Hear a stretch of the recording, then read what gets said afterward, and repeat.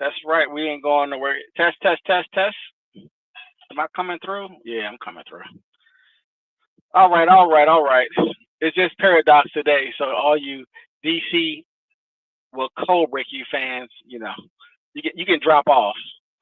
But anyway, uh, we had a big news report last night. Wanted to go live last night, and did not get a chance to. But it is what it is. Um, as everybody knows, we hit a few nuclear sites in Iran yesterday, and some people are believing that we are officially.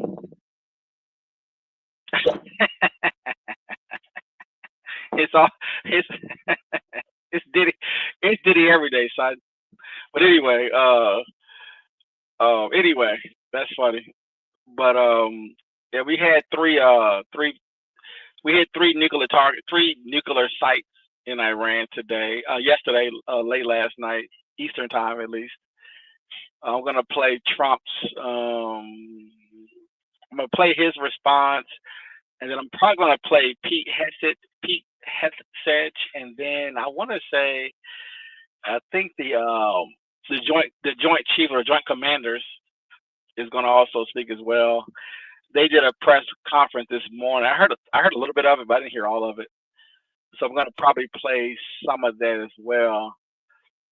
We did do a stream yesterday for about 3 hours, and for some odd reason, once we started playing the um, Tucker Carlson and Ted Cruz interview, for whatever reason, YouTube did not block us, but somebody blocked us. So I don't know who's listening, the Russians, the Chinese, or some of their useful idiots or whoever. But that's still confusing because we're not blocked by YouTube, so it's very strange that video is basically frozen. But anyway, neither here nor there. We'll keep it moving. But I don't know if you want to. What's going on, Jay Charles? I don't know if we are. I mean, you could say we're officially, I guess, at war. We've been trying to take Iran out for 40 years, and from my perspective, the CIA has been in there, been trying to get them to revolt and overthrow the government forever. But we're here now, so we dropped some bombs, and we will see. It's a lot of rhetoric, it's a lot of propaganda. Turkey saying things, Russia, China saying things. Of course, Iran came out and said they really didn't destroy everything. Trump has already said we obliterated the main site, whatever it's called, Fakna, whatever it's called.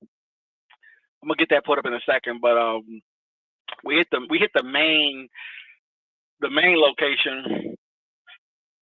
I think they sent, as far as what they reported, I think we sent 6 B2s to drop the 30,000 pound bunker busters.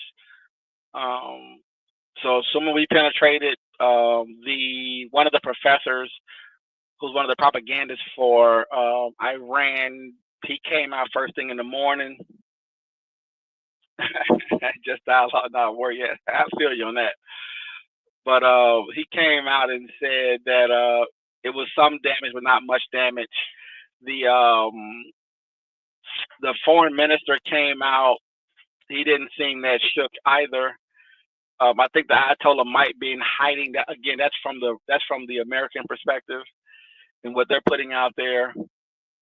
A lot of Iranians, specifically American Iranians, which is kind of funny. I follow some of them. They have their own little groups that's been wanting this to happen, so they seem to be, excited about it. Unless someone can tell me in the chat, I don't think Iran has yet struck back. They have a couple of options. Obviously, at this point, they can do a strike and hit Israel. They can do a strike and hit American assets. We moved a few aircraft carriers into the area. We moved another, I don't know, it's probably like 20 different naval groups that are also surrounding the area right now. So they can also attack that. Obviously, we have terrorists. I believe sleeper cells probably in America and all through Europe, and so we could get a response as well from that, depending on what they decide to do at this point. I mean, or they can negotiate. Will they bend the knee? I've listened to different experts from last night to this morning. You have some folks from the Iranian perspective that say they won't bend the knee, that they will, because of their positioning and showing strength, that they're willing to die for it, and they're gonna hit back, and we'll kind of see what that looks like. But we got to play this out. We got to let all this, of course, play out over time. I'm not in control of anything, of course, and so we have to basically wait and see. But outside of really waiting and seeing, it is a lot of rhetoric that is out there. Yeah, I appreciate that $316. I hope so. We've been trying to work on the video, but they got that video locked down, and I don't specifically know why, because everybody's clipping up that particular conversation all over the place. But I don't know why we've been targeted. It's unusual. I'm not sure. I mean, I have some ideas, but I won't I won't mention it. I won't talk about it right now. So we may bring it up later. But anyway, so Iran they do have to respond. You have a lot of people on the left and on the right who are not happy. A lot of people on the left and right who are very quiet, and people on the left and right who I think are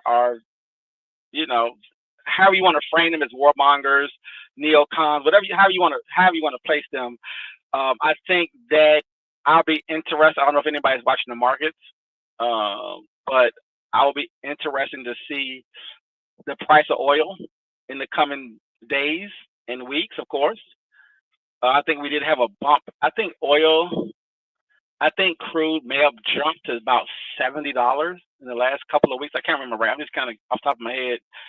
It was around $50 or a little bit, somewhere around that range, but I think it did jump just because of the rhetoric for the last few weeks anyway. I mean, and again, take your side. If you support Israel, of course, some people believe that Israel decided to, when America set a meeting up, et cetera, et cetera. But Iran, you got people already running those narratives about, well, was it a setup to kill some of the generals who run a lot of the missile sites, anti-aircraft sites, et cetera. They hit those sites, a lot of those sites. It opened up where Israel can fly planes now comfortably over Iran. A lot of people who are anti-war or don't support the war, and I'm in that camp. We still understand that we are America, we are empire. We have to put that work in, and you can yell at the president, or any president, but even Trump, who basically ran on no more new wars. He still was pushed to do this. He didn't want Gabby Gifford around. What Gabby, whatever her name is, it Guilford? Gabby, whatever her name is. I call her Gabby Gifford, but whatever the chick name is. But anyway, didn't have her around. He had some of the people who run some of the groups, some of the MAGA groups. He made some phone calls, had them bend the knee and deal with, basically accepting what he was going to do. I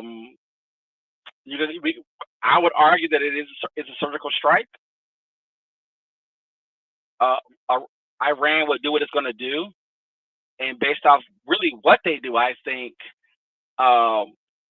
we'll see how further will we be dragged into this. Israel has their plans, has their strategies. Of course, there's a lot of debate between Israel and America, and a lot of people are mad that Israel has influence. And you can argue, I guess, really, you can probably argue, is America doing it? Is America being drug in by Netanyahu, by Bibi, or not? People have those positions. It's interesting just to watch it play. Perception, on some level, you could argue maybe is everything, maybe, and it can appear that Bibi may be pulling some strings here, possibly. But we got, again, we will let this play out over the coming days and just sort of see what are the next steps here? I think we may have 40,000+ troops in the area, maybe more than that. That's ready to, that's there. I've heard some people discuss that they've gotten phone calls, and certain groups of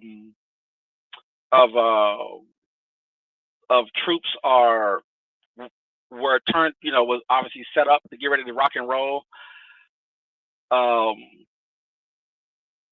week ago. They didn't tell them where they were going to go, but they were being activated. And so we got to kind of see what that looks like. So there are obviously people who knew something was going to happen.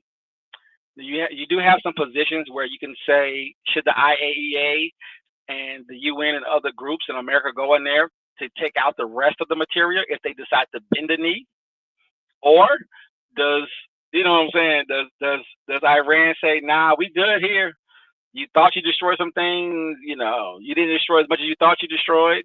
They'll run their propaganda, they'll make their phone calls to Russia, they'll do what they have to do, they'll run whatever they got to run. They'll tell America, you know what, don't come in here, the West, don't come in here. We good here. They shoot their bombs off, they appear to be strong, they run their propaganda. And again, it gets twisted because if they can run propaganda to say, well, things weren't as destroyed as things weren't destroyed. We're still fine. We can still proliferate. We can still do what we got to do. There was some damage, but we're good to go. We can make the adjustment. America can use that. Now, America could technically use that depending on your president. But because Trump came out so forcefully and made a comment on Truth Social and on Instagram, on Twitter, he's using words like it was annihilated. It was destroyed. There's nothing left, right? And they still got to check. Someone has to check to make sure. I've seen a few little videos of the bombs, which were magnificent to watch the bombs go off, but I can't authenticate any of that information. So maybe that was a real video, maybe not. We will see in the coming, days, weeks, and months. The last time Israel struck Iran, they did strike back pretty quickly. I don't think they struck back yet. I probably should turn the news on while I'm talking, because they might, they could obviously hit back today. For all I know, I don't know. But let me actually turn the news on while I'm playing this video, just to make sure I don't miss any breaking news. I think I'm gonna go to Al Jazeera.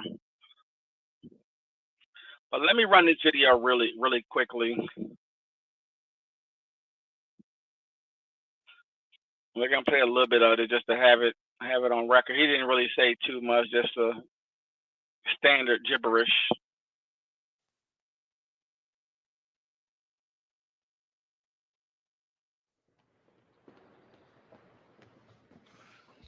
Thank you very much. A short time ago, the U.S. military carried out massive precision strikes on the 3 key nuclear facilities in the Iranian regime: Fordow, Natanz, and Esfahan. Everybody heard those names for years as they built this horribly destructive enterprise.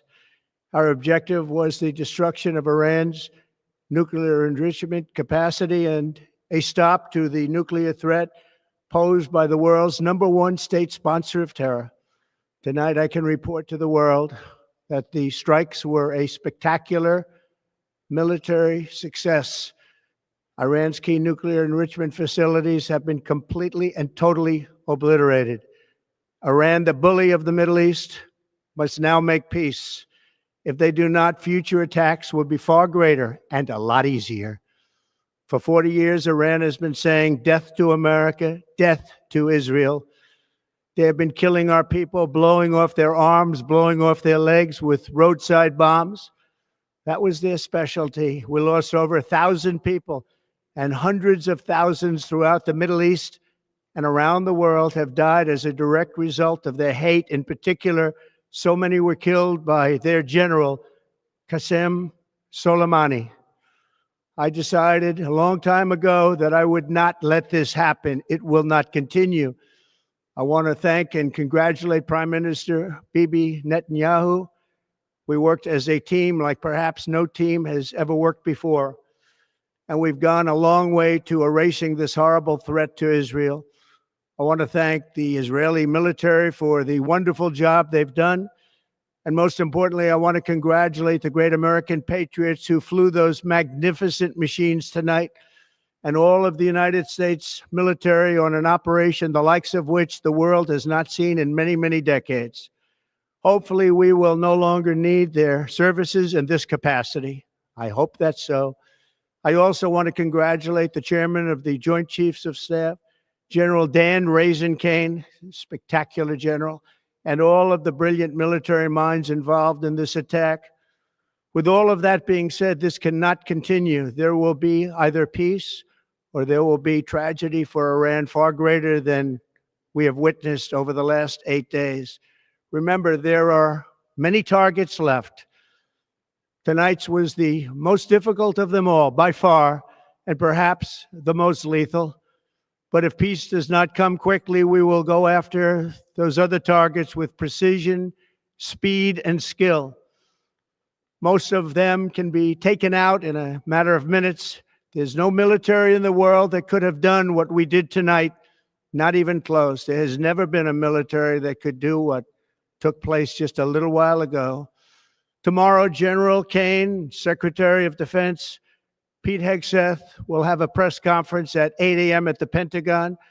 And I want to just thank everybody, and in particular, God. I want to just say we love you, God, and we love our great military. Protect them. God bless the Middle East. God bless Israel, and God bless America. Thank you very much. Thank you.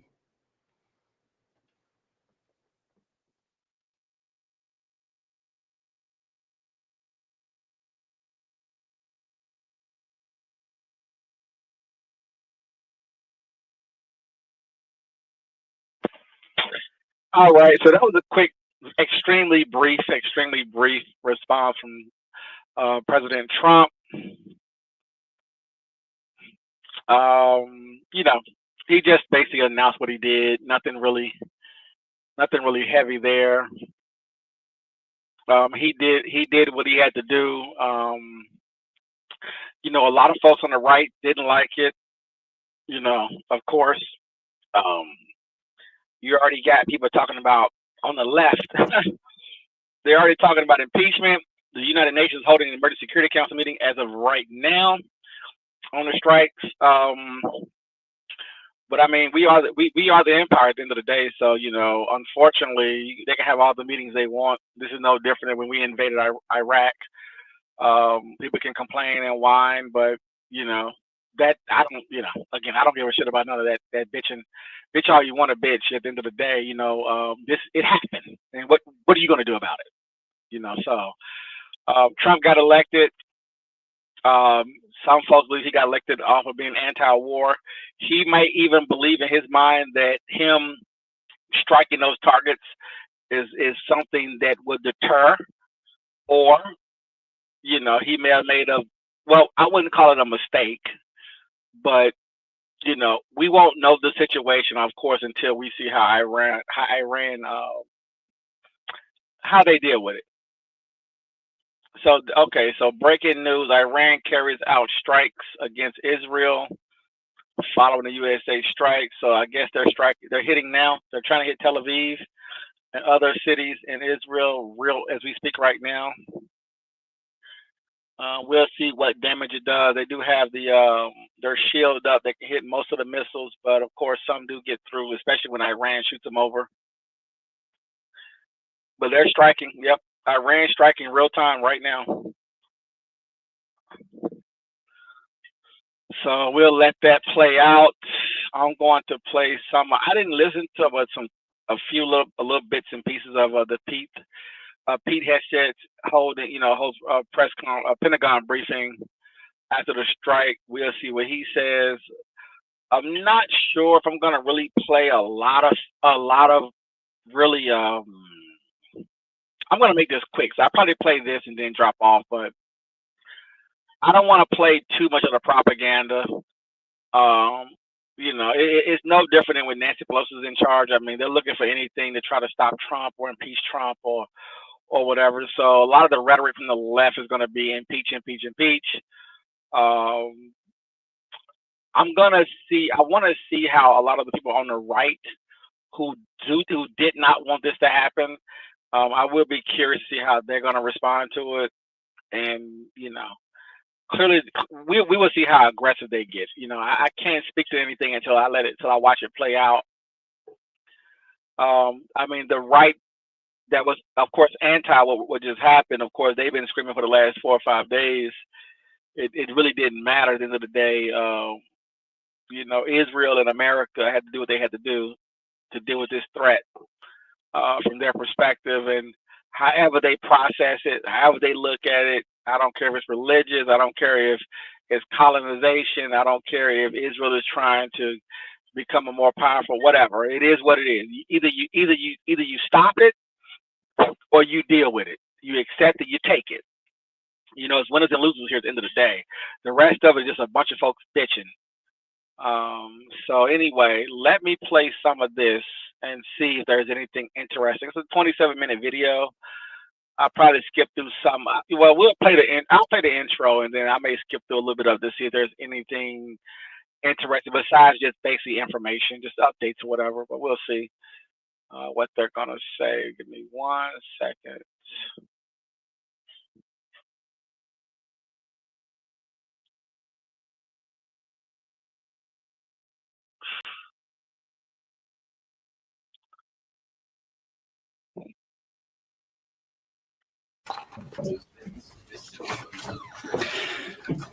Well, thank you for joining us this morning. And overwhelming success. The order we received from our commander-in-chief was focused, it was powerful, and it was clear. We devastated the Iranian nuclear program. But it's worth noting the operation did not target Iranian troops or the Iranian people. For the entirety of his time in office, President Trump has consistently stated for over 10 years that Iran must not get a nuclear weapon, full stop. Thanks to President Trump's bold and visionary leadership and his commitment to peace through strength, Iran's nuclear ambitions have been obliterated. Many presidents have dreamed of delivering the final blow to Iran's nuclear program. I want to buy your house. I can pay you cash for your house no matter what condition it's in. If you need to sell your house for any reason, click the button. And none could until President Trump. The operation President Trump planned was bold and it was brilliant, showing the world that American deterrence is back. When this president speaks, the world should listen.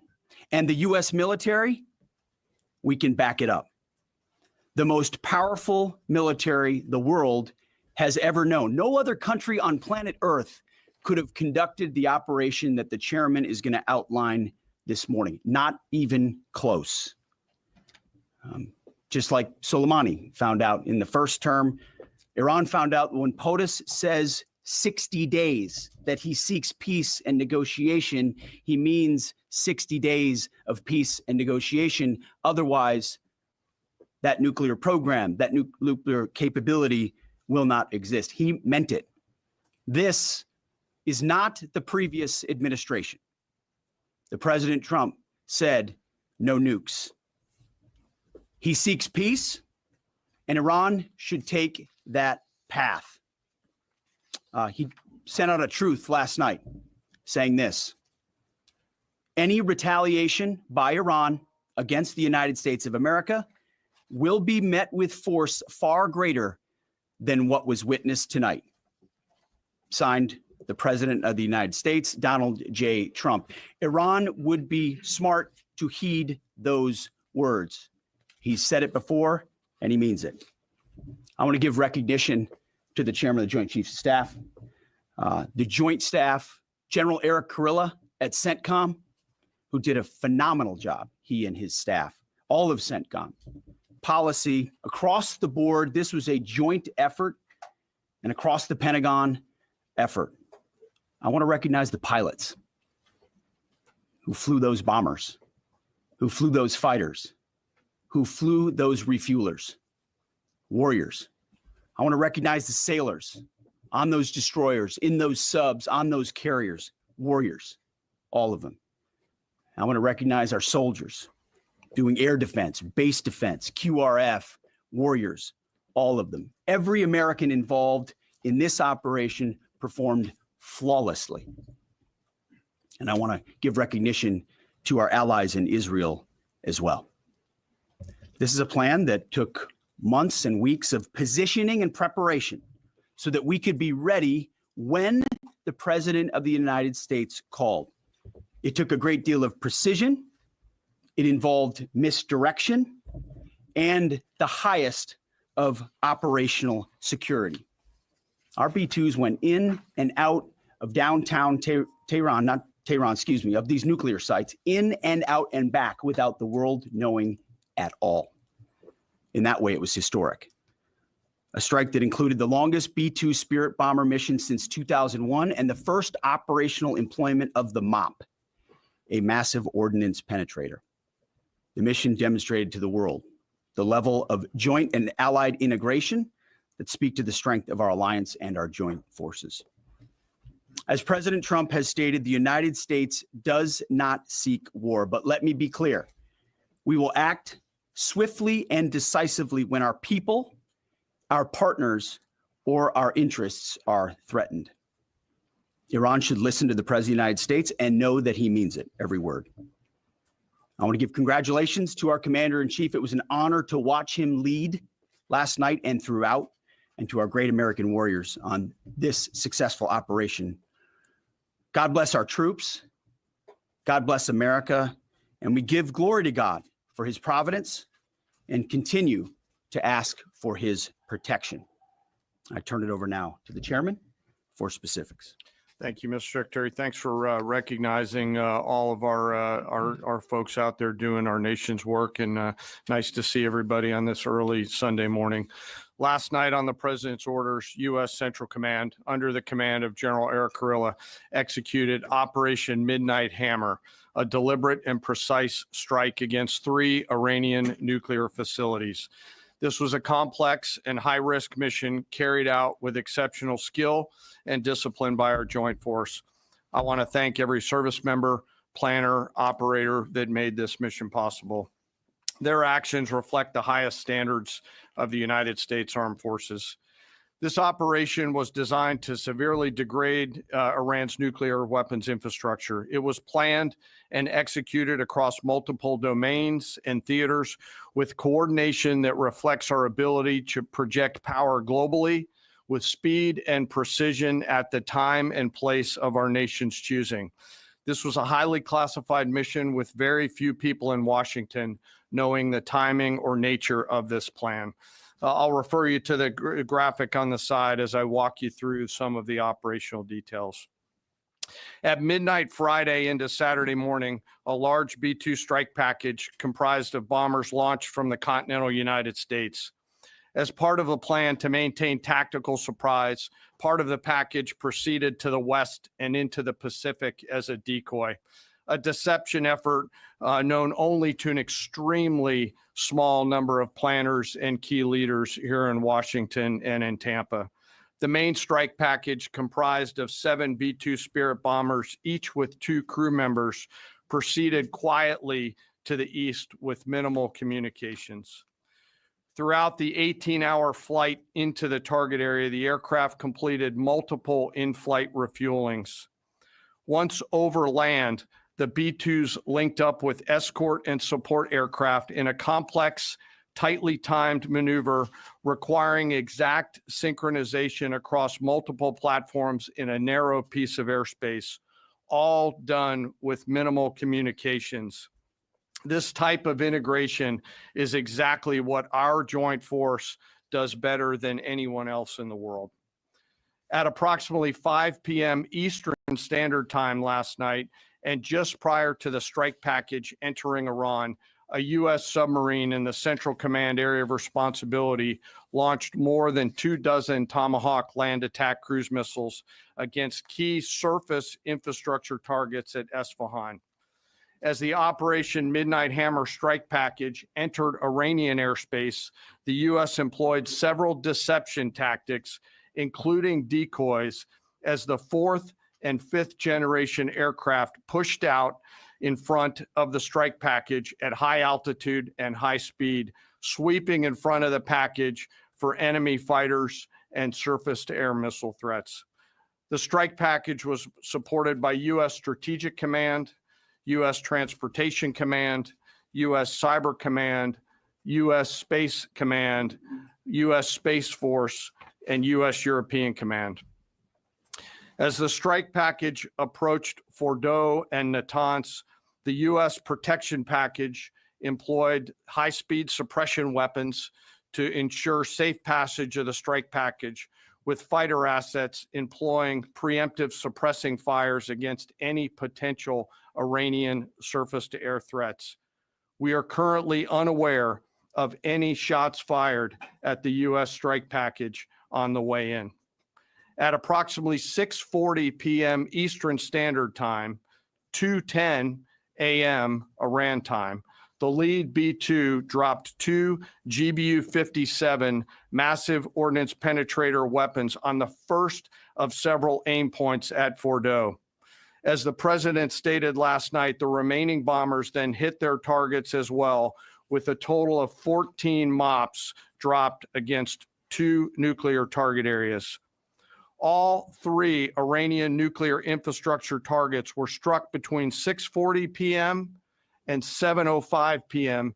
Eastern time. Again, that's about 2:10 in the morning local time in Iran, with the Tomahawk missiles being the last to strike at Esfahan to ensure we retain the element of surprise throughout the operation. Following weapons release, the Midnight Hammer strike package exited Iranian airspace and the package began its return home. We are unaware of any shots fired at the package on the way out.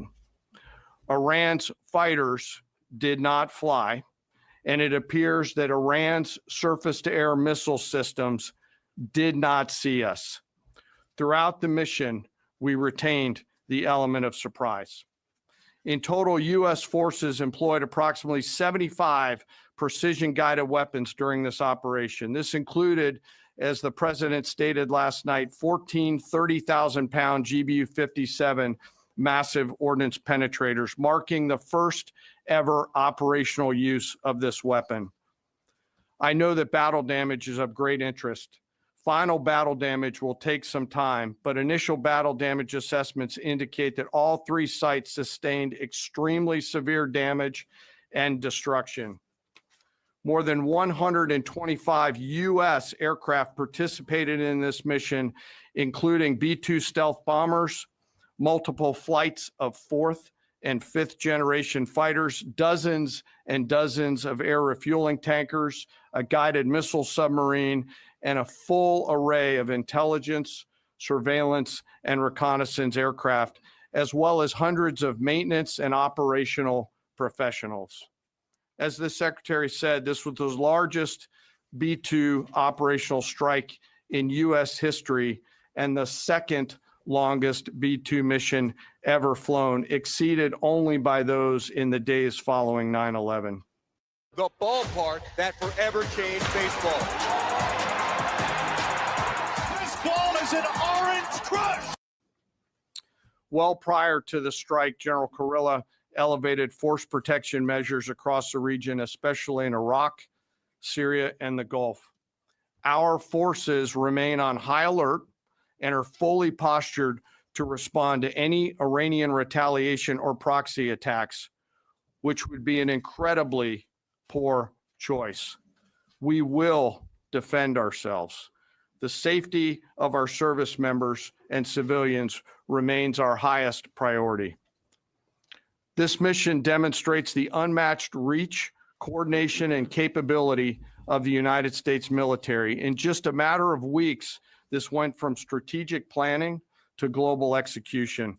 This operation underscores the unmatched capabilities and global reach of the United States military. As the president clearly said last night, no other military in the world could have done this. I join the president and the secretary in being incredibly proud of the air crews, naval forces, cyber operators, planners, and support teams and commanders who made this mission possible. It is their skill, discipline, and teamwork that makes this operation possible. I am particularly proud of our discipline related to operational security, something that was of great concern to the president, the secretary, General Kurilla, and me, and we will continue to focus on this. As we stand here this morning, many assets are still airborne, and we have hundreds deployed. I ask that we keep our warfighters on their way home and our deployed service member in our thoughts. Our joint force remains ready to defend the United States, our troops, and our interests in the region. Thank you very much. We will take a few questions, Phil. Me? Yeah. So is regime change off the table, Mr. Secretary? And to the chairman, you said the battle damage assessment is still ongoing, but do you believe that some nuclear capability in Iran remains? This mission was not and has not been about regime change. The president authorized a precision operation to neutralize the threats to our national interests posed by the Iranian nuclear program and the collective self-defense of our troops and our ally Israel. Thanks for your question. I think BDA is still pending, and it would be way too early for me to comment on what may or may not still be there. But thanks for the question. Green. No, behind you. Excuse me, Mr. Secretary, can you tell me, was there a particular moment when the president decided to pull the trigger on this operation where he said, now, rather than being, something in the holster, now we're going to pull the trigger on it? I would just say, having the opportunity to witness his leadership, he was fully committed to the peace process, wanted a negotiated outcome, gave Iran every single opportunity, and unfortunately was met by stonewalling, which is why he gave them plenty of time to continue to come to the table and give up enrichment, give up the nuclear program. But there was I won't say the particular moment, there was certainly a moment in time where he realized that it had to be a certain action taken in order to minimize the threat to us and our troops. Yeah. General, you say that General Kurilla increased force protection in Iraq, Syria, and Gulf, in those areas. Were they given any advance warning the attacks were coming? And also, Mr. Secretary, when were congressional leaders notified? How long before the attacks took place? Sure. To your first question, the risk has clearly been rising over the last few weeks in the region. Based on that and not a particular awareness of this operation, we've made smart decisions to minimize the risk to U.S. forces in the region. So they were given no advance warning? No, sir. In congressional? They were notified after the planes were safely out. Well, we complied with the notification requirements of the War Powers Act. Attacks, they were notified. They were immediately thereafter. Yes. Thank you, Secretary. Two quick questions. Do you believe you completely destroyed Iranian nuclear program? And how about Iranian ballistic missiles? Your ally at Israel always saying that is biggest threat. And second question is very important. What will be your next step if Iran or militias under Iranian influence in the region attack U.S. interests or allies in the region? And you can chime in on this too, Mr. Chairman. The battle damage assessment is ongoing, but our initial assessment, as the chairman said, is that all of our precision munitions struck where we wanted them to strike and had the desired effect. Which means especially in Fordo, which was the primary target here, we believe we achieved destruction of capabilities there. Ultimately, wherever it may be, whether it's in Iraq or Syria or bases in the Gulf, as the president said, it would be as the chairman said, it would be a very bad idea for Iran or its proxies to attempt to attack American forces. Yes. Thank you, Mr. Secretary. Regarding retaliations, Iran and North Korea are cooperating on nuclear and missile development. Do you think there is a possibility that Iran, North Korea, and the other forces, such as China, will join forces to retaliate against the United States? Well, unfortunately, because of the policies under the previous administration, we drove those countries together. And ultimately, that creates a challenging environment. For this particular operation, the focus is on Iran and Iranian nuclear capabilities. That's our focus here, is to not just say that they can't have, but President Trump has said from over 20 years, frankly, Iran cannot have a nuclear weapon. And ultimately, he decided this is the moment, given their stonewalling, when direct military action had to be taken to prevent that from happening. Yes. Thank you very much. General Kane, I understand OPSEC, I respect OPSEC. Can you say at all what security procedures are being taken to protect U.S. troops in Iraq and elsewhere in the Middle East? And Secretary Hegseth, as a global war on terrorism veteran, what do you say to veterans who may be concerned the U.S. is getting into another open-ended war in the Middle East over weapons of mass destruction? Thanks, sir, for the question. I won't comment on what force protection measures are being taken in the region. What I will say is we're being proactive and not reactive, and being very thoughtful about ensuring that we do all that we can to protect our forces out there. And I would just say, as the president has directed and made clear, this is most certainly not open-ended. It doesn't mean it limits our ability to respond. We will respond if necessary. The most powerful military in the world is postured and prepared to defend our people. But what the president gave us, as I said, was a focused, powerful, and clear mission on the destruction of Iranian nuclear capabilities. Those were the targets. That's what was struck. That's what was overwhelming.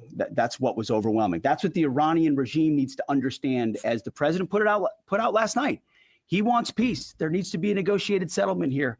We ultimately demonstrated that Iran cannot have a nuclear capability. That is a very clear mission set on this operation.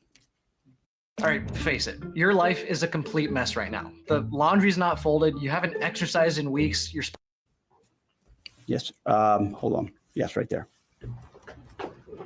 Thank you, Mr. Secretary.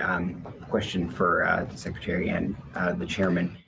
How was this strike coordinated with the Israelis on a strategic level, militarily, and on a tactical level? Was there any direct Israeli military participation in this operation? Well, I would say certainly Israel had an incredible military success, especially at the beginning and ongoing, in degrading Iranian capabilities, in degrading Iranian launchers, MRBMs. It's been incredible to watch what our ally Israel has been able to do. And there certainly have been conversations. I mean, General Kurilla at CENTCOM has worked closely in the defense of Israel for many years. And part of this operation was the defense of Israel and the ongoing defense of Israel. But as it pertains to this strike, this was U.S. operated and U.S. led. We took advantage of some of the preparatory work that's been done over the past week and a half in terms of axis of approach. I won't get into the particulars, but as the Secretary said, it was a U.S. strike. We made sure we were not in the same piece of airspace and sky. Aside from that, that was the extent of it. We'll take a couple more. Yeah, right there. Question to the Secretary first. Are you concerned whatsoever now about the reaction from U.S. allies given the strike, particularly those in the Gulf? And to the Chairman, if I may, I understand you don't want to speak to specific assets or force protection measures, but do you anticipate at least having to bring in any further assets from other theaters to aid in force protection over the coming days? We certainly understand the challenges of allies in the region, and we have been respectful and in working in collaboration with them as it pertains to basing and sensitivities there. Ultimately, they've got a lot of assets and people in those locations also where American troops are co-located. So that's a consideration of ours. We've been in close consultation with them, and we appreciate the support that we have got. Thanks for the question on sort of the global picture. And as you know, that's one of my jobs, is to look globally at the entire range of challenges. We are always carefully considering our force posture around the world, and then offering options to the Secretary and to the President. I won't comment on any future things, but the American people should know that we carefully consider those moves around the world and try to modulate as needed our force structure in the region. Absolutely. Yeah, right here. Thank you. What communications are being sent to the Iranians right now, and is there any possibility of diplomacy now or in the coming days? I can only confirm that there are both public and private messages being directly delivered to the Iranians in multiple channels, giving them every opportunity to come to the table. They understand precisely what the American position is, precisely what steps they can take to allow for peace, and we hope they do so. Yes. The president may not want an open-ended conflict. The Iranians may disagree. Are you prepared for a protracted war? Well, anything can happen in conflict. We acknowledge that, but the scope of this was intentionally limited. That's the message that we're sending. With the capabilities of the American military, nearly unlimited. So Iran, in that sense, has a choice. But we've made it very clear to them, this is nuclear sites, this is nuclear capabilities, this is the line that the president set, and we set that back. Now is the time to come forward for peace. But I think one of the takeaways from this as well is the unprecedented level of ongoing cooperation. I can't speak highly enough of the chairman and his staff and General Kurilla in CENTCOM, what they've done to look around the corner, to pre-position, to understand how an operation like this comes together. The scope and scale of what occurred last night would take the breath away of almost any American if you had an opportunity to watch it in real time. And I think Tehran is certainly calculating the reality that planes flew from the middle of America in Missouri overnight, completely undetected over 3 of their most highly sensitive sites. And we were able to destroy nuclear capabilities. And our boys in those bombers are on their way home right now. We believe that'll have a clear psychological impact on how they view the future. And we certainly hope they take the path of negotiated peace. But I could not be more proud of how this building operated, of the precision, the sensitivity, and the professionalism of the troops involved in this effort. I will take one more. We'll take one more question. Yes, right there. Thank you, Mr. Secretary. Concerning the justification for these strikes, in March, the Office of the Director of National Intelligence released their threat assessment, concluding, quote, Iran is not building a nuclear weapon, and Khamenei has not authorized the nuclear programs he suspended in 2003, unquote. So what new intelligence does the U.S. have since then that the Iranians have changed their position on nuclear weapons?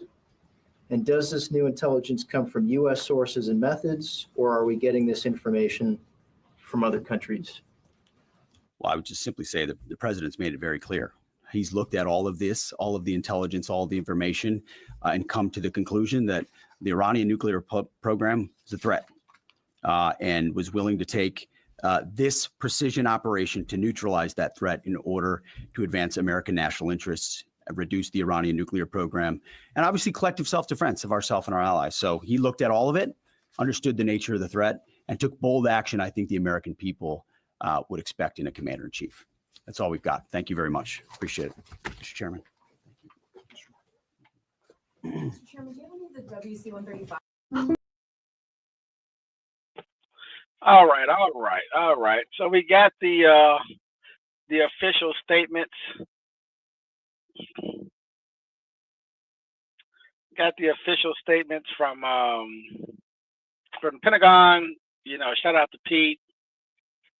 You know, they said what they had to say. Gave us a little bit of information. I mean, of course, the propagandists outside of the White House are going to spin what they're going to spin depending on their political positions. And of course, there's a million videos that have been fired up since last night from across the spectrum on the left and the right, you know, taking their positions, you know, and moving on with whatever they're trying to do politically speaking. But at the end of the day, You have a president, you have a military. You know, he did what he had to do. You can say it's, you know, on the left, they can say it's unconstitutional. It goes against the, what is it? Is it the 73 Military Powers Act? 73, 78, whatever the year it was or whatever. You know, they feel like they're fine. They're not going to have an issue with it. I think Congress is meeting right now or earlier today, or at least some of the subcommittees are meeting to discuss it on the left and the right. You know, just like when, no different than we've struck other places. You know, if you didn't get Congress's approval, it becomes a conversation, obviously. So we know that's going to happen, of course, as well. I don't have much more to say. I mean, they said what they said. I mean, that's what we have here. I'm not going to probably show any outside propaganda, just basically White House propaganda. I mean, you can take your opinions from there, or whatever you watch. You can you know, pick up your opinions from those folks. I'm probably going to play. JD Vance had an interview on NBC, I think this morning. I want to see what he says. I am a little curious. I didn't watch his interview this morning. I've been watching stuff since last night. And a lot of people who have their own agendas, you know, they're pushing out their content, and, you know, obviously some of the stuff is absolutely ridiculous. Obviously from my perspective, you know, we got to do what we have to do. People are going to die. No, that was 4 days ago, so I'm not going to play that. You know, there is some funny stuff out there, though. I think it's kind of funny, where it's kind of like, well, you know, everybody be careful, you know, be safe, you know, don't go to large crowds right now, you know, it's going to be a relative, you know, we may get struck again, they're going to retaliate or whatever. And that's, I mean, you know, whatever. It is what it is. I mean, at the end of the day, if you don't understand what this is and where you are, I mean, honestly, that's your problem. You can fantasize about the world and what you think it maybe should be, and you can run all the game you want to run. This is what is important. This is how things work from my perspective. So this is how I pretty much view most things, generally speaking, because everything that falls below this, honestly, a lot of that shit is just day-to-day bullshit to keep you entertained. But how the world is moved, why you have nations and borders and countries and empires, etc. These are the people who shape the world. Everything that falls below that, on some level, is honestly, it's entertainment. It's a way to make money off of people. You can have your little groups and talk about whatever the fuck you want to talk about, but you don't stop stuff like this, right? You just a fucking civilian at the end of the day. But anyway, I don't want to rant on that right now. Let me play some of JD and see what he's talking about. And again, I'm not going to make any predictions. Obviously, we know that different things,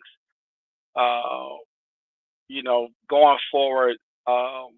You know, we have a lot of players here, a lot of moving parts. It's going to be a tremendous amount of propaganda from this. So you kind of got to, you know, parse through all that information and try to find, you know, some balance and understanding of what's happening. We do have the history as far as how some of this stuff works. And you know, honestly, I would always argue, I mean, there's blood in the water right now. We are warmongers. You know, I'm never going to shy away from that. And the Middle East has been a target for quite a long time, really. On some level, I would argue since the fall of the Ottomans. But anyway, it's been quite a thing. And here we go again, basically. And you can make arguments about what Netanyahu is doing, what Israel is doing, AIPAC and other groups that are moving and pushing and pulling and taking advantage of situations. But a lot of these security agencies work together. And so the propaganda can get spent how I want to get spent, or who you think is pulling the strings. I'll let a lot of the pundits can kind of run with that bullshit. But anyway, so let me play some of JD's information, and we can kind of go from there. Let me check a comment. What is it? Hashtag DC was right. DC ain't here though. So I'm not worried about him right now. He ain't in play right now. He been sidelined DC. He don't. You know what I'm saying? He got other things going on. He'd have been sidelined right now. He couldn't handle all the smoke from yesterday, so he been sidelined. Here on a monumental Sunday. My first question, Mr. Vice President, is the United States now at war with Iran? No, Kristen, we're not at war with Iran. We're at war with Iran's nuclear program. And let me just say, Kristen, that we're incredibly grateful and proud of the American Air Force pilots who did an incredible job last night. The operation was really extraordinary. These guys flew from Missouri. They didn't land a single time. They dropped 30,000-pound bombs on a target the size of a washing machine and then got back home safely without ever landing in the Middle East or ever stopping other than to briefly refuel. And of course, they did that in the air. So it's really an incredible operation, a testament to the power of American military. And before I play any more of this he's about to say, I'm not. Let me just say this from the right. He's not getting my vote. So if the right wing is listening right now, you're gonna have to find me somebody else. It's not gonna happen, bro. It's just not gonna happen. But anyway, let me play this. I think what shows what can happen when you have that great American military in the hands of capable presidential leadership. What we did is we destroyed the Iranian nuclear program. I think we set that program back substantially, and we did it without endangering the lives of the American pilots. That's an incredible thing, and I think we all should be proud. Whatever our politics, we should be proud of what these guys accomplished. A very, very high impact mission under a lot of pressure. Mr. Vice President, let's talk about what happens next. President Trump posted on social media, quote, any retaliation by Iran will be met with force greater than what was witnessed tonight. If Iran retaliates against the U.S., as it is threatening, what will the United States response be? Well, Chris, that's ultimately going to be the president's decision. But what we've said to the Iranians is we do not want war with Iran. We actually want peace. But we want peace in the context of them not having a nuclear weapons program. And that's exactly what the president accomplished last night. I really think there are two big questions for the Iranians here. Are they going to attack American troops, or are they going to continue with their nuclear weapons program? And if they leave American troops out of it and they decide to give up their nuclear weapons program once and for all, then I think the president has been very clear. We can have a good relationship with the Iranians. We can have a peaceful situation in that region of the world. We have to step back a little bit, Kristen, and remind ourselves that we negotiated aggressively with the Iranians to try to find a peaceful settlement to this conflict. It was only when the president decided that the Iranians were not negotiating in good faith that he took this action. Yeah. He didn't take it lightly, but I actually think it provides an opportunity to reset this relationship, reset these negotiations, and get us in a place where Iran can decide not to be a threat to its neighbors, not to be a threat to the United States. And if they're willing to do that, the United States is all ears. Well, let's talk about the possibility of negotiations. I mean, the Iranian foreign minister responded to the strikes this morning saying Israel and the U.S. have, quote, blown up diplomacy. Mr. Vice President, is there any real hope for diplomacy, or is diplomacy dead at this point? Well, I think the foreign minister is exactly wrong. We didn't blow up diplomacy. We only took this action, Kristen, when it was clear, as the president said, that the Iranians were tapping us along.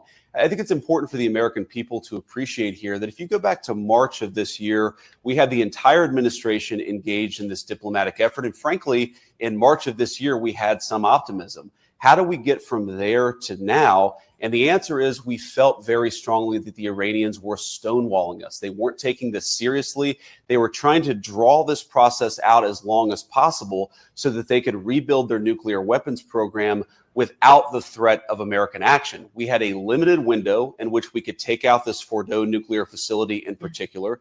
The president decided to take it, but we didn't blow up the diplomacy. The diplomacy never was given a real chance by the Iranians. And our hope, Kristen, as the president said repeatedly, is that this maybe can reset here. The Iranians have a choice. They can go down the path of peace, or they can go down the path of this ridiculous brinksmanship of funding terrorism, of trying to build a nuclear weapon. And that's just not something the United States can accept.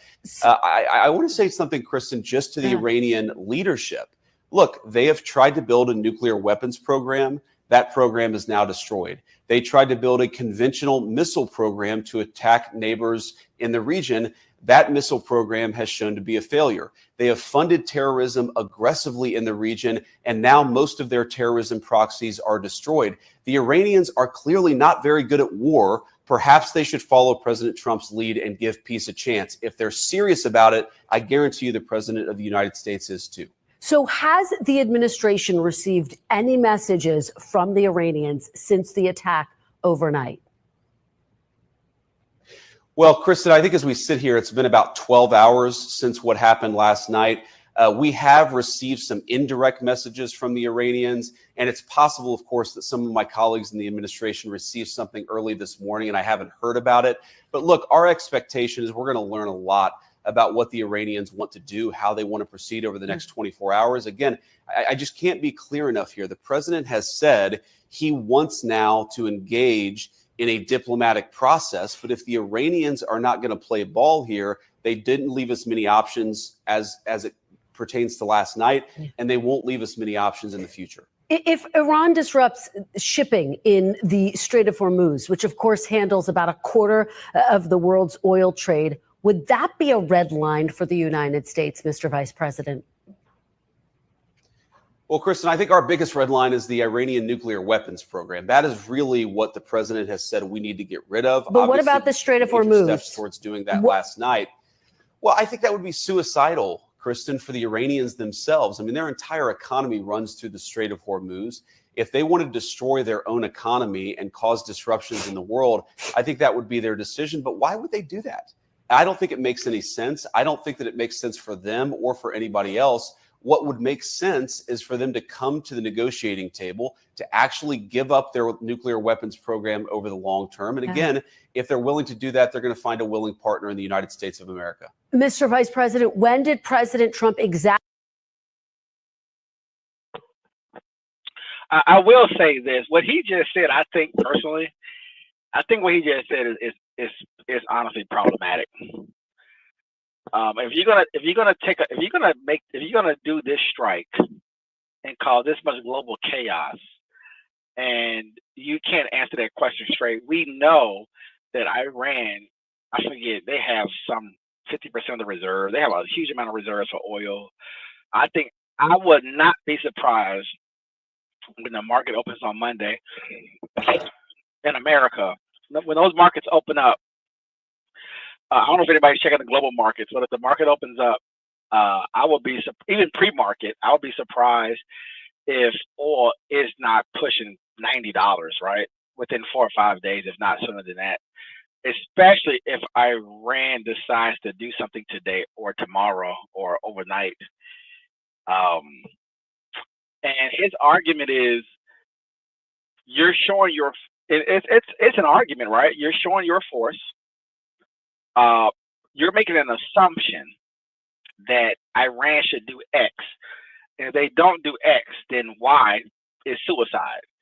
I don't know how I don't know how they're gonna respond to this, or their proxies or Russia or whoever. This week, the next probably, I don't know if it's gonna be 7 days, honestly. In the next coming days, it's gonna be very curious to see.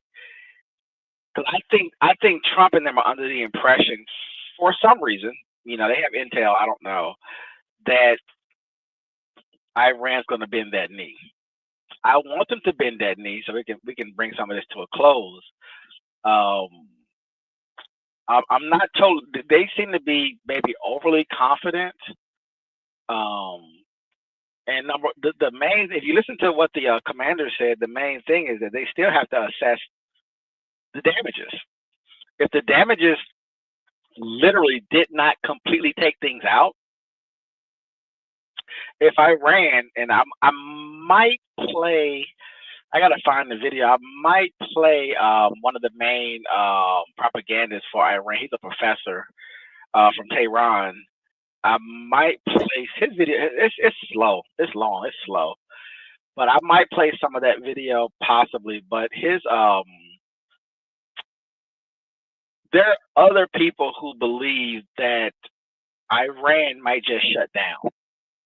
No more inspections, even though people will argue that they really was hiding some things anyway, but whatever, right? That's propaganda from the West. But maybe he shuts down. Maybe they shut down. Maybe they go silent. Maybe they stop all negotiations, stop all interactions. Because one thing that we know, if, and again, I'm an American, so I'm over here, I'm on this side. But if you look at what happened, to Libya and Syria and other places, if I'm in Iran, if I'm running that nation, really having a nuclear weapon, honestly, is the only choice. I mean, having nuclear weapons is the only way that you are even a player. The 10 or 12 countries or whatever it is that have nuclear weapons, those countries, you got to tread lightly. Everybody else, like I tell people all the time, if you live in some of these other countries around the world, 95%, 90% of these countries, you can be taken. I don't care who you got there, what you think you are, how tough or not tough you may think you might be. You don't have a chance. You are not in the game. You are on the sidelines. You will be used, you will be exploited, taken advantage of, whatever, unless you're a good negotiator or whatever, but you're not in the game here. And I think Iran has to make a decision. I'm sure they're on the phone with China, I'm sure they're on the phone with Russia, but they have to make a decision that, we're going to do what we have to do to survive. And whatever you're trying to turn us into, we're not going to go. So, I mean, it's on them, you know what I'm saying, to take that risk. I mean, I would argue that Iran is much more of an opponent than some of these other countries that we've toppled. I mean, they're not Turkey, obviously, but they do have a military. They do have systems in place. They are a very smart group of people. They have agencies. They have spies. They have a lot of the components to go to war. They have troops. They're willing to die. Apparently, they're willing to fight. And really, getting a weapon is the only way you can have some kind of protection. If not, what just happened is why it happened, really. And so, I mean, it's going to be very interesting, like I said, to see the next moves that play out here. Let me finish this, though. Let's see what else you got to say. Exactly make this decision, and did he coordinate with Israel? The president, honestly, Kristen, I don't know that any of us knew exactly when the president made the decision, except for the president himself. But if you back up a little bit, we engage in this diplomatic process. I think that he decided probably by mid-May that this process was not going anywhere. And so he decided to issue some private ultimatums to the Iranians. And then eventually, of course, we decided to destroy the Fordo nuclear facility and some of these other facilities ourselves. I think one of the things that you saw from the president's team, and I really am proud of all of our guys at the senior team, is an operation of this magnitude, multiple B-2s, 14 30,000-pound bombs, and even an hour after the attack, the entire media, some of our enemies all over the world, they had no idea this was happening. And that's because you had a coherent team that was aligned behind the president's vision. There weren't any leaks. I think that made our troops safer as they carried out this mission. And so it's really a testament to the entire team that we were able to do something like this at this scale without anybody noticing it. But Mr. Vice President, if I could just try again, can you give me a specific date when President Trump said go? Was it Thursday? Was it yesterday before the B-2s left? When exactly did President Trump give that green light, that go? Well, the final decision, Kristen, of course, is made right before, and I'm talking about minutes before the bombs were dropped. And of course, well, that was last night. And the president made very clear that the purpose here is to eliminate the Iranian nuclear program. So I think that he himself, over time, decided this was necessary. But of course, he had the ability to call off this attack until the very. Me now? Distinguished Minister, the question is as follows. Is the door for negotiations still open?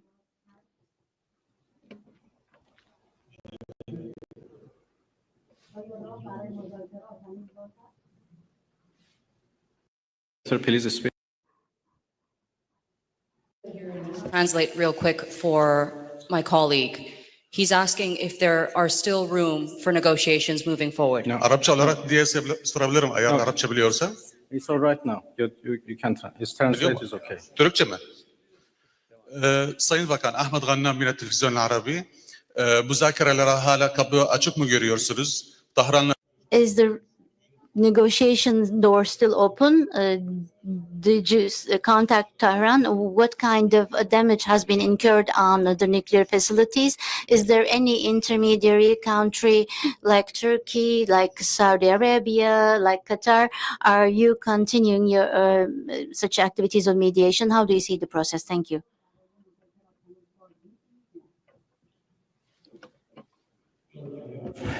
been in touch with Tehran, of course. I still do not have exact information about the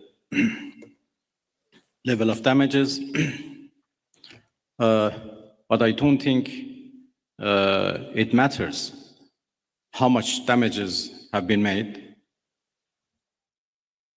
Attacking a nuclear facility by itself is an unforgivable violation of international law and should be condemned. Yesterday, as I said, I had discussion and talks with a number of foreign ministers of the region. Almost all of them are very much concerned and interested to play a role to end this aggression by Israel, of course. They were worried about a possible attack by the United States, but yesterday we were all talking about how to stop the Israeli aggression. Well, of course, the door for diplomacy should be always keep open, but this is not the case right now. My country has been under attack, under aggression, and we have to respond based on our legitimate right of self-defense. And we will do that as long as needed and necessary. We'd now like to take a question from Al Jazeera.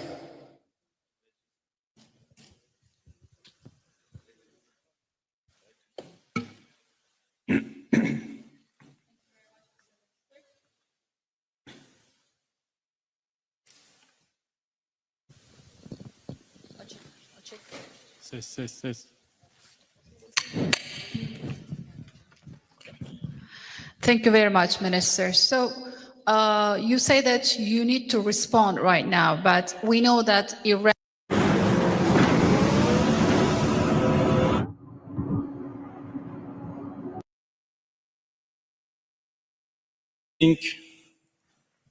I'm not in a position to reveal what we are going to do in response to what Americans did last night. I just talked about the fact that NPT failed to protect Iran from and its peaceful nuclear program. And this is a serious challenge. Next, we'd like to take a question from IRIB.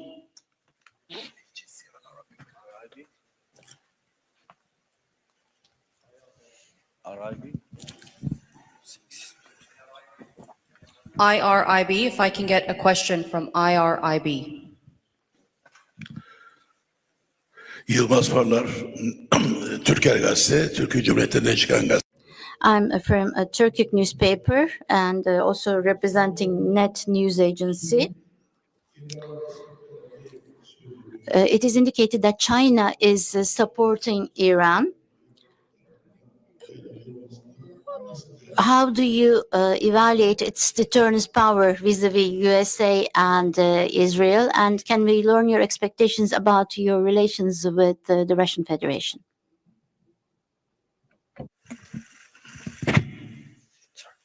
Well, there was a problem with the translation, or I think with the device, it doesn't work properly. I understood the last part of your question. Well, I'm going to Moscow this afternoon, and I have a meeting with President Putin tomorrow morning. Russia is a friend of Iran, and we enjoy a strategic partnership, and we always consult with each other and coordinate our positions. Russia has been a part and the participants of JCPOA, so they have been always a party to nuclear negotiations. And even in the past 2-3 months that we were negotiating with the United States, we always briefed our Russian friends about the latest about any progress or lack of progress in our talks. Well, I will have serious consultations with the Russian president tomorrow, and we continue to work with each other. Russia is also a permanent member of the Security Council, and we know that they were trying, together with China, to introduce a resolution to the Security Council for the cessation of hostilities.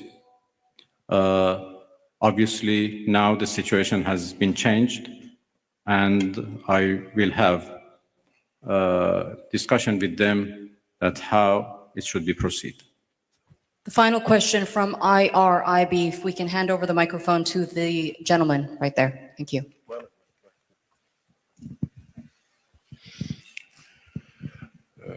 خسته نباشید آقای عراقچی. از به خدمتتون که دیروز آقای اردوغان صحبت‌هایی داشتن در مورد میانجیگری، فکر می‌کنید نقش ترکیه در این رابطه به چه ترتیب خواهد بود؟ Thank you.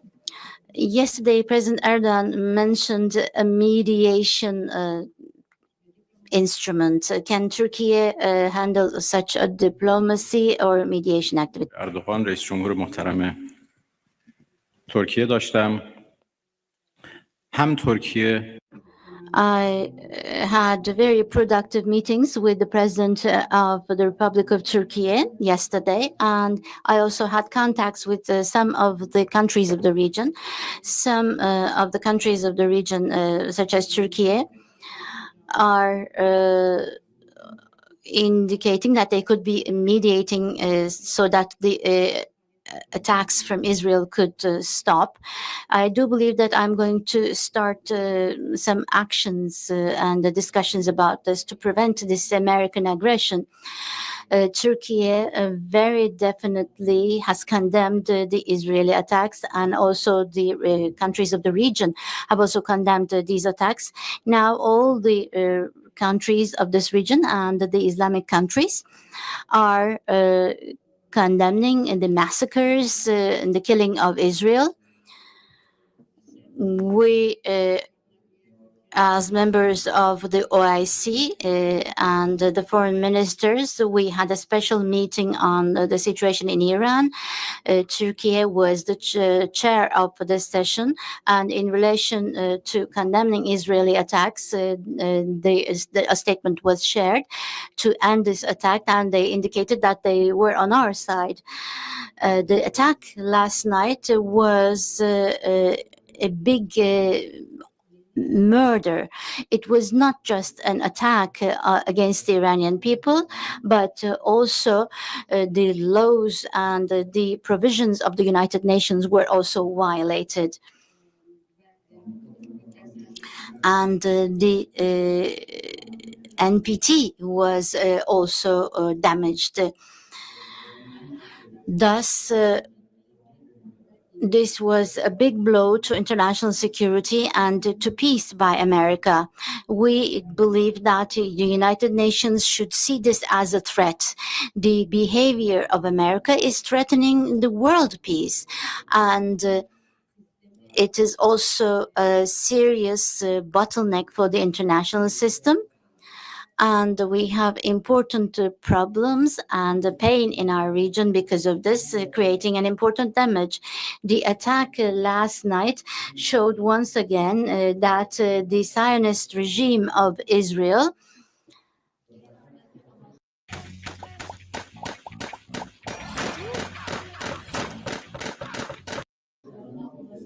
has not actually reached its targets and aims in Iran, and they have been harmed, and they have actually been in a crisis because of the heroic defense of Iran. And vis-a-vis this defense, they have received support from America. And this direct intervention of America is actually to save the Zionist regime, and maybe to save the prime minister specifically of the Zionist regime.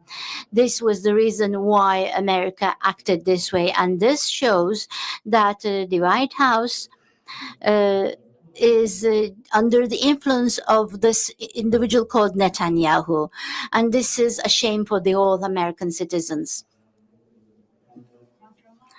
We continue to defend our country in a heroic manner.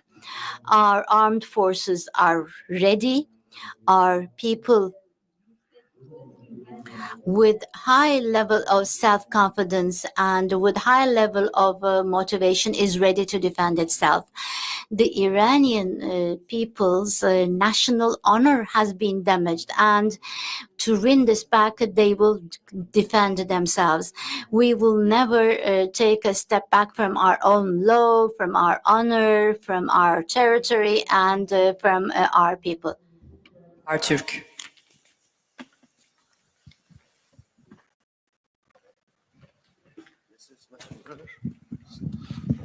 To retaliate at U.S. bases in the region, or are you going to considering to close the Strait of Hormuz? And one more question.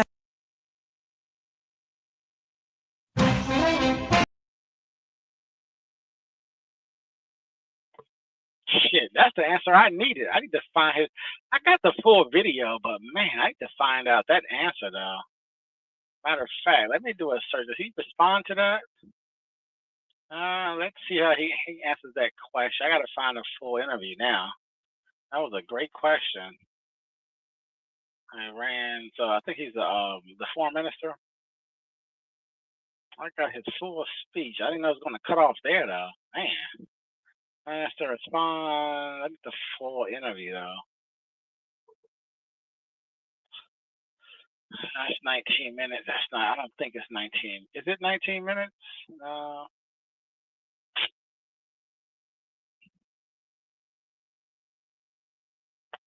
Let's see. Can I find? Let me post this real quick and see if we can find the video. Let's see. Turkic newspaper and also representing Net News Agency. İran'a destek verdiği söyleniyor. It is indicated that China is supporting Iran. Tarafından caydırıcı olmasını nasıl değerlendiriyorsunuz? How do you evaluate its deterrence power vis-a-vis USA and Israel? And can we learn your expectations about your relations with the Russian Federation?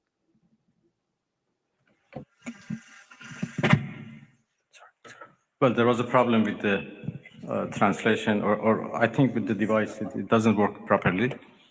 I understood the last part of your question. Well, I'm going to Moscow this afternoon, and I have a meeting with President Putin tomorrow morning. Russia is a friend of Iran, and we enjoy a strategic partnership, and we always consult with each other and coordinate our positions. Russia has been a part and the participants of JCPOA So they have been always a party to nuclear negotiations. And even in the past 2-3 months that we were negotiating with the United States, we always briefed our Russian friends about the latest about any progress or lack of progress in our talks. Well, I will have serious consultations with the Russian president tomorrow, and we continue to work with each other. Russia is also a permanent member of the Security Council, and we know that they were trying, together with China, to introduce. Mr. Wonderful here. My friend Howard Marks is the co-founder of Activision, the gaming giant that was just a resolution to the Security Council for the cessation of hostilities. Obviously, now the situation has been changed, and I will have discussion with them that how it should be proceed. The final question from IRIB, if we can hand over the microphone to the gentleman right there. Thank you.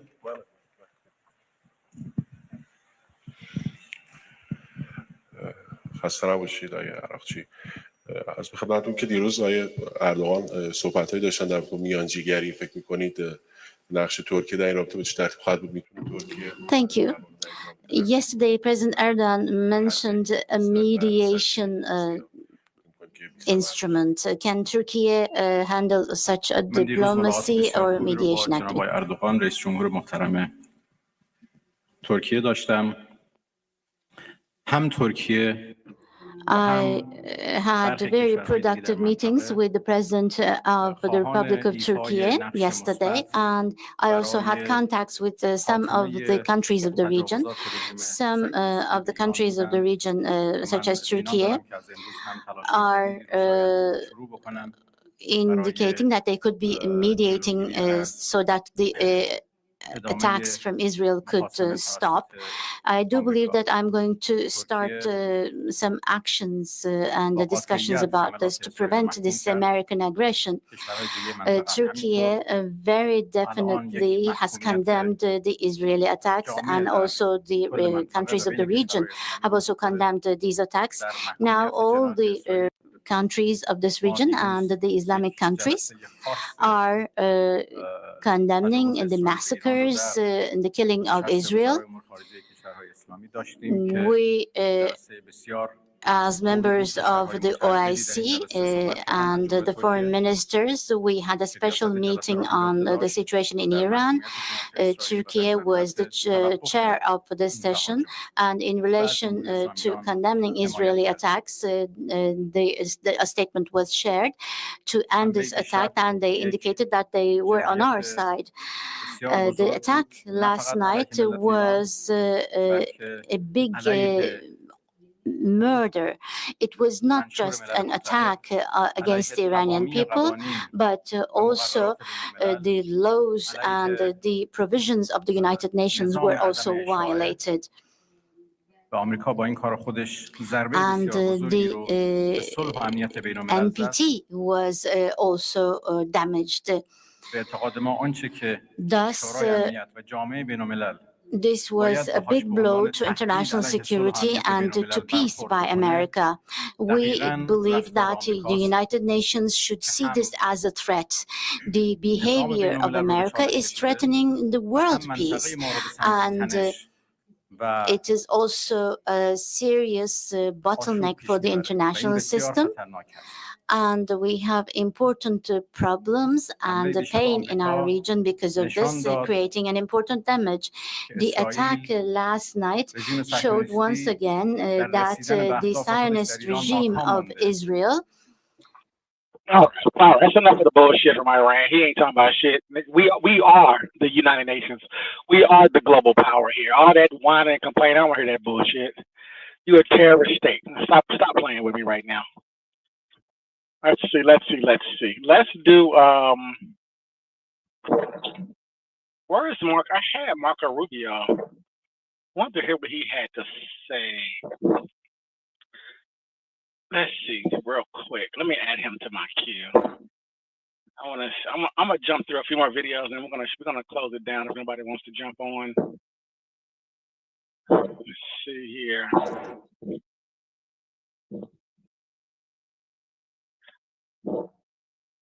Let's see. Let's do Mark Kelly first. Let's see what he's talking about. Of Arizona. Senator Kelly, welcome back to Meet the Press. Thank you for having me on, Kristen. Thank you so much for being here in person. We really appreciate it. I do want to get your reaction to President Trump's strikes that he launched overnight. Do you trust the administration's assessment that all 3 nuclear sites have been, quote, totally obliterated? Well, let me just start by saying, what I think should have happened here, right up front is him coming to Congress and asking for authorization to do this. That's the constitutional approach to this. He could have talked to us about what the goal is and what the plan is ahead of time, and we could have had a discussion about it. He says these sites were obliterated. If you listen to the chairman of the Joint Chiefs of Staff, Dan Kane, clearly we've got to do bomb damage assessment. It's hard to figure out even when you're destroying a building. In this case, the buildings are actually underground, buried 200 feet, dirt, rock, concrete. It's a really hard problem. And it's not clear to me, and it's probably not going to be for some time, whether we actually took out their capability. Let me ask you, because Vice President J.D. Vance, about your argument that the president should have come to Congress, argued that it wasn't necessary. He said the president has the authority to act to prevent the proliferation of weapons of mass destruction. What's your reaction to Vice President Vance, who said he absolutely had the right to act? Well, I would say when there's a clear and imminent threat to U.S. citizens, to the United States, to the homeland, the commander-in-chief has a right to act. That wasn't the case here. And I think certainly for the 40,000 troops in at least 6 countries in the Middle East, we have a lot of bases in the Middle East, those troops are now at greater risk. I think folks here at home as well are at greater risk. We could see terrorist attacks here. The Iranians still have a lot of proxies. They could go after us. The escalatory factor of this action that was taken yesterday is significant. You are on the Senate Intelligence Committee. Let me ask you, do you have confidence in U.S. intelligence, which assessed back in March that Iran was not on the brink of developing a nuclear weapon? Kristen, I look at this intelligence every single day, from the CIA, the NSA, the Defense Intelligence Agency. They do a really good job. The intelligence picture often changes. And we've been looking at this for, I've been on the Intelligence Committee for about a year and a half, but on armed services my entire time in the United States Senate. And it's a changing picture. But what I will say is, as far as we know, the Iranians were not in the process of developing a weapon. They were enriching uranium. The vice president's right, and Lindsey too, up to the 60%. You needed way above 90% to actually have weapons grade. But it was more than what they would need for power generation. So they were in the process. They were doing something we did not want them to do, but they were still, working within the international community here. It was clear what they had. My big fear right now is that they take this entire program underground. We don't know, not physically underground, but under the radar. And we don't know what they're going to do here in the future. They might try to race to the development of a nuclear weapon. Where we tried to stop it, there's a possibility that this could accelerate it. Well, and let me ask you this question then, because of course you heard President Trump's remarks overnight urging Iran to get back to the negotiating table. Iran says it's poised for a counterattack. Do you think that there is any hope for diplomacy at this point, or is that dead? No, I think there's always hope, that we could get back to the negotiating table. That's what we should have done. We should have exhausted all options. We could have spent another month at this. There was no clear, present, immediate danger to us and our troops. And even to Israel with regards to the nuclear capability. And the Israelis were doing an incredible job conventionally going after targets, going after the missile defense system, the medium range ballistic missiles that they have. They were very, very effective. We could have let them do that for some time. We could have tried to restart these negotiations in weeks or even a month. It did not have to be, had to be done like this right now. You are a veteran. You're no stranger to the theater of combat. What is your message to the some 40,000 U.S. troops who are stationed in the Middle East, who are right now on heightened alert as Iran warns about a potential counterattack? Well, I find it interesting that the person without combat experience is often the first person to want to drop a bomb. And that's what we see here. And what we did last night puts those troops, 40,000 of them, at further risk. But we are going to do everything we can to protect them. And we've got a very capable military. We're going to do our best to defend our interests. All right. Senator Mark Kelly, thank you so much for being here. Thank you. Really appreciate it. Great to see you as always.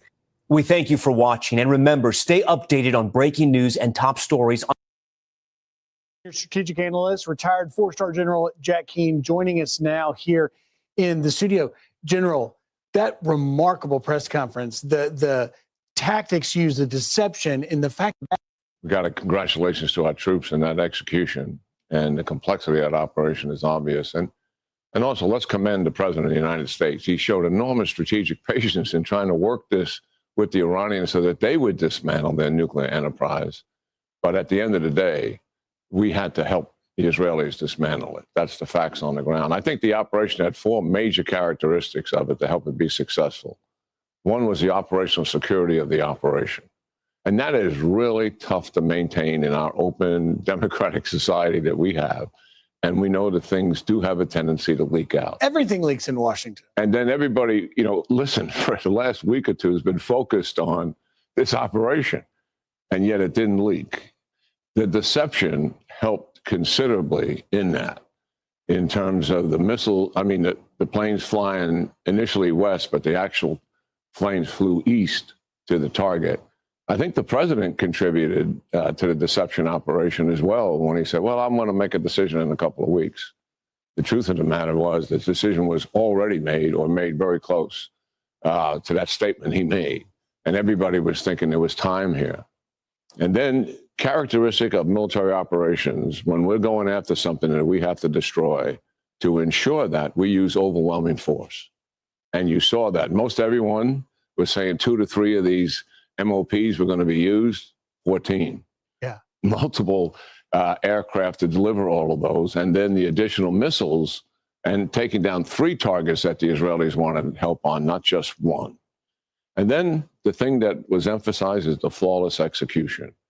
And I think the audience had a complexity, got a feel for the complexity of military operations. And I really applaud the chairman for providing those details. And I want to tell you, what you folks have been doing here on Fox and Friends Weekend since this got started about 3 or 4 hours ago is really outstanding. Well done. Well, thank you, General. And having you here is so beneficial because you understand these. And I think the real question, General, is, okay, so what now are the strategic implications of this strike? We obviously didn't get much BDA, battle damage assessment, from the Pentagon briefing. It's going to take some time. We'll learn that. But just initially, what do you see as the strategic implications? That's a great question. It's pretty significant opportunity, actually.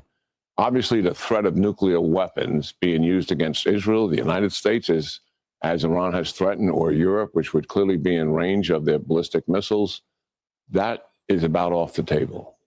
The second thing is, and this is serious, no nuclear arms race in the Middle East as a result of Iran acquiring a nuclear weapon, which would have happened. The Arabs are not going to say this publicly, but they are relieved about what has just happened here. And the other thing is, we are on the cusp of actually ending Iran's malign and aggressive behavior in the region, Griff, that has existed for 45 years. And you have outlined the killing of Americans from 1983 all the way up to the 350 attacks that Iran delivered on U.S. bases in Iraq and Syria during the 4 years of the Biden administration. And not one time did they ever accept General Kurilla's recommendation to strike Iran to stop that from happening? And so the implications here are very serious in terms of the opportunities for peace and stability. Iran is isolated in a way that we've never seen in the 45 years. The proxies have not supported them at all. Think of that. Iran is on its heels.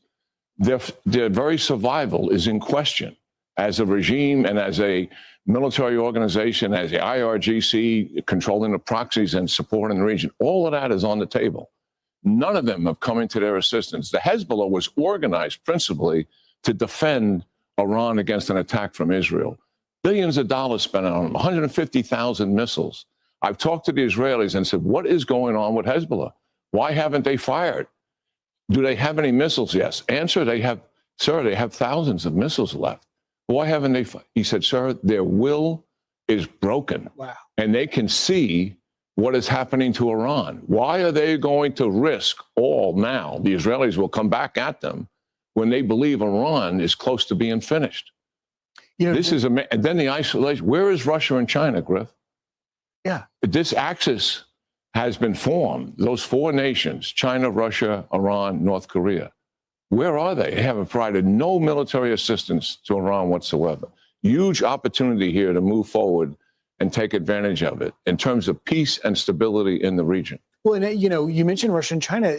The Wall Street Journal has an editorial early this morning, Mr. Trump meets the moment. And it's really talking about American deterrence being back. And, you saw the greatest military the world's ever seen on display flawlessly in the last 24 hours. What message does that send? Is America once again a global leader in terms of deterrence? Yeah, absolutely. When President Trump came back into office, the major geopolitical change that he was coping with, and is China, Russia, Iran, and North Korea forming an alliance together to cooperate because they saw opportunity. They believed that American leadership under the former president was weak, and they could take advantage of that weakness. It's not. Hold on. Before you pay for yet another app to manage your team, let me introduce you to Connect Team, the one platform that... Well, let me say this unequivocally. I think President Trump made the right decision for America to attack Iran's nuclear weapons program. And I think we're on the verge of potentially seeing regime change in Iran as part of that. I think this is a huge change in the Middle East. It was a decisive action. It was the right thing to do. I thought somebody should do it for a long time, but better late than never. Why do you think it is that President Trump did this now? Obviously, the Prime Minister of Israel, Benjamin Netanyahu, has been pushing to do this for years, including when Trump was president the first time. Right. Well, I think because of the launching of Iran's war against Israel on October the 7th in 2023, it was going to come down to this at some point anyway. This is Iran's effort to go after the little Satan, and the next target was the big Satan. So Israel really faces an existential threat from a nuclear Iran, but Iran is not just Israel's problem. Iran is the world's problem. It's particularly the U.S. problem, and we have now acted against this nuclear proliferation threat. It's clearly the right thing to do, and if Netanyahu is going in first, help persuade the president, so much the better. So you've obviously been in these rooms. You've seen how President Trump makes decisions. We heard late this past week that it was going to be a 2-week timeline. Do you think, considering the timing of this, that 2-week timeline was just a ruse? Well, he said up to 2 weeks. And I thought that was a pretty clear giveaway. As I say, I would have done this a long time ago. We'll see what happens now. This is only day one. And I think how Iran responds to this, if they're foolish enough to attack American positions, American personnel in the Middle East or anywhere around the world, what happened overnight would just seem like the beginning. So speaking of retaliation, I mean, how do you expect Iran to retaliate? What are, in your view, their list of options, and what is the most likely thing to happen next? Well, they've got a large range of options, but the most important thing is what happens inside Iranian decision-making. So far in this war, since October the 7th, they've only had one military adversary, and that was Israel. And in fact, when Iran launched the first ballistic missile attack in human history against Israel. The Biden administration restrained Israel's response. And even the second response in October was somewhat restrained. I think if I were an Iranian general now, seeing my terrorist proxies pounded by Iran, seeing the Assad regime in Syria fall, seeing my ballistic missile and nuclear weapons programs lying in ashes, I'd be saying to myself, do I really want to take on a second military adversary in the form of the United States? They need to think about it long and hard, because if they do, whether they try to close the Strait of Hormuz, whether they attack American military deployments or American civilian personnel, whether they attack oil infrastructure among the Gulf Arabs, whether they carry out terrorist attacks around the world, at that point, neither Donald Trump nor any other American president has any option but brutal force against the Iranian regime. Well, to that point, I mean, what is the risk that the U.S. gets drawn into a wider, deeper conflict that potentially involves boots on the ground? Well, I don't think there's any question of boots on the ground. The only conflict, there's only one adversary we face here, and that's Iran. And their military capability is being decimated as we speak. I think the regime is very vulnerable. I've called for regime change for a long time. I think the regime is weaker now and was weaker before October 7 than at any point since 1979. And every day that goes by, every military commander who's killed, every piece of ordnance that's destroyed leaves that regime weaker. The populace of Iran has seen this regime as in it for themselves for a lot of reasons: the corruption, the self-enrichment of the Ayatollahs and the top generals, the economic misery across the country, the discontent of the youth.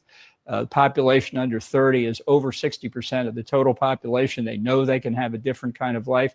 And since the Mahsa Amini murder 2 years ago, 50% of the population has basically demonstrated they don't think the Ayatollahs really do speak with the word of God when it comes to female dress codes. This regime is California Democratic Senator Adam Schiff.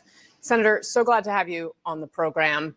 Obviously, the president authorized these strikes again against Iran last night. He says that they have been successful. Do you see any upside, any positive news for the security of the world in learning of the success of these strikes? First of all, Casey, I want to express my gratitude that the pilots are all out safely and acknowledge the skill, the bravery, and the professionalism. But intelligence I've seen, and it's been limited, indicates that Iran had certainly enriched uranium, but had not made the decision to build a bomb or pursue the mechanism of a bomb. And in the absence of that, this is not a strike that should have been ordered. In watching Hegseth during that press conference this morning, we saw a lot of arrogance from the defense secretary.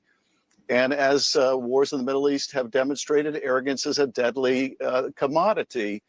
We simply don't know what is going to occur now, whether Iran will retaliate, whether Iran was able to evacuate some of the enriched material from Fordo. There were commercial satellite images of trucks lined up at Fordo and leaving Fordo in the days preceding the strike. So a lot of questions, including the risk to American service members. In terms of, is there anything positive to come out of it? Yes, I mean, the destruction of these facilities is a positive in the sense that it will set back Iran's program. And look, this is a nefarious regime that is the preeminent state sponsor of terror. It should have never been pursuing a nuclear program. But it is very possible, and I think we have to anticipate, Iran now kicks out any inspectors. It leaves the non-proliferation treaty. And if it wasn't in a sprint for a bomb, it is now going to engage in a sprint for the bomb. So a lot of uncertainty. Finally, this was not constitutional, was not lawful in the absence of a declaration by Congress. And so the administration should have come to Congress. We will have a vote on a war powers resolution. But there's a reason to bring this to Congress, and it is you want the Congress bought in. You want the American people bought in on an action this substantial that could lead to a major outbreak of war. So just to put a finer point on it, do you think the world is less safe this morning than it was yesterday? I don't think, to be honest, Casey, there's any way for us to know. Anyone who says they can see into the future and what the Iranian response will be, whether it will claim American lives or whether there will be some change in the Iranian regime or new opening, a new opportunity. We simply don't know. We simply don't know. And I think because of that uncertainty, you don't want to take an action like this without a strong basis, that is, that Iran was imminently pursuing a bomb. And we simply don't have that intelligence, or if we do, it hasn't been shared with the Congress. And that last question asked of Hegseth at the press conference indicates he doesn't know either. He was asked, do we have some new intelligence? Is it our own intelligence? Or are we relying on Israeli intelligence for the conclusion that we had to take this strike now? And he simply said, well, the president looked at everything. That's really not an answer, but we will demand answers this week when we're briefed. In the absence of it, though, and not knowing what the future will bring and the consequences, this is an order that should not have been given. So speaking of the constitutionality, legality of this, the reality, of course, Congress currently controlled by Republicans entirely. One of your congressional colleagues, Congresswoman Alexandria Ocasio-Cortez, wrote on the platform X last night that what the president did is, quote, absolutely and clearly grounds for impeachment. Given the limited tools available to Democrats in Congress, do you think impeachment is the right move here? We've seen what a high bar there is to impeachment when one party in Congress, the Republican Party, is willing to work completely in lockstep with the president. I think the better remedy, frankly, is if Republicans will show any backbone whatsoever, is to pass a war powers resolution to prevent any further military action that is not purely defensive, that is designed to protect service members' lives, American lives, and our interests. That, to me, ought to be the most immediate step. Senator, we, of course, have learned that Democrats on the Gang of Eight, that key group of top intelligence leaders in Congress, were not briefed ahead of these strikes while Republicans were. What is the significance of the failure to brief Democratic lawmakers?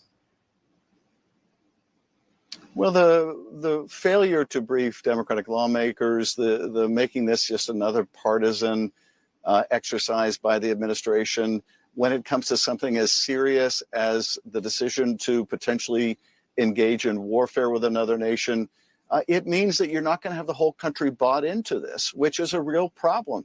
If everything goes well, then maybe it works out fine in the sense of not being an issue that tears apart the American people. But if things don't go well, if Iran retaliates, if we get in a escalating war with Iran, and you don't have the country bought in because the president didn't seek the approval of Congress, because he didn't make the case to the American people, because he...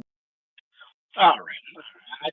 There's so much bullshit coming out of Democrats' mouths. I can't take it. I can't take it. I'm going to play a couple of seconds of the Russian Federation. Let me see if he's not saying much. I'm gonna kill the stream after that. Let me just see what if there's anything interesting here. Let's see. Maybe. And older persons, but also to gamble with the safety and well-being of humanity as a whole. Through their actions, the US has opened up Pandora's box. No one knows what new catastrophes and suffering it will bring. In the last 10 days, we heard 3 briefings from the IAEA DG, Mr. Rafael Grossi. He cautioned that strikes on Iranian nuclear infrastructure could have absolutely unpredictable repercussions, as well as that they pose a major threat to both the nuclear safety and security, not only in Iran, but also in the region and the world. Yet Washington is completely unconcerned. It's unconcerned by either the radiological consequences nor the threat to the lives and health of a huge number of people, civilians, including women and children, in the region and beyond. Washington, much like West Jerusalem, sees itself as the highest judge in the land, vested with the right to mete out justice as it sees fit. Thus, the US has confirmed that in order to safeguard their global hegemony, it's prepared to commit any crimes, any violations of international law. Let me remind you that no one gave the US the authority to act in such a way. We insistently offered our US colleagues our mediation services so as to find a peaceful mutually agreeable solution surrounding the Iranian nuclear program. Yet our US colleagues are clearly not interested in diplomacy today. Responsibility for this falls squarely on the shoulders of the US leadership, especially given that it is the US leadership that not only publicly acknowledged its responsibility for these actions, but actually flaunted it, demonstrating wholesale disregard for the norms of international law and the UN Charter, as well as Security Council resolutions, including Resolution 487 and Resolution 2231, as well as the Non-Proliferation Treaty, the NPT. Madam President, just 2 days ago, here in this very chamber, we heard from many delegations, including the closest allies of the US. They called for a de-escalation and for the settlement of differences around the negotiating table. Yet our US colleagues yet again ignored this position, the position of the entire international community, following Israel's lead, instead of checking Israel, instead of forcing it to halt the spiral of escalation. Today, we once again will be hearing from the US representative. We'll be hearing cynical statements about readiness to return to the negotiations table, as if there were no strikes using heavy payload bombs on Iran. Clearly, this is being done to hypercritically subsequently portray Tehran as the party that spoiled the negotiations process, the party that's supposedly undermining stability in the Middle East. Yet we believe that none of our sensible colleagues in the international community will believe our US colleagues anymore, much like they won't believe their attempts to convince the Security Council that Iran was trying to acquire nuclear weapons. Let me remind you that back in March, high-ranking US intelligence officials said that the US does not have information about Tehran's attempts to develop military nuclear capabilities. I imagine that many are getting a nagging sense of deja vu today. Let me remind you that back in 2003, in this very chamber, the US Secretary of State, Colin Powell, waved around a test tube, justifying Washington's plans to invade the territory of another sovereign state, only to having waged decades of chaos onto its people to not find any WMDs there. Today's situation is no different in substance to the one we saw in 2003. Again, we're being asked to believe the US's fairy tales to once again inflict suffering on millions of people living in the Middle East. This cements our conviction that history has taught our US colleagues nothing. We regret that today some of you in this room didn't and cannot muster up the courage to call a spade and to condemn Washington's actions. All right. Yeah, that's enough of the Russian bullshit propaganda. They're not going to do shit but run their mouths. Anyway, that's all I got for today. This is the Code Breaker. This is Paradox. See you next time. Peace.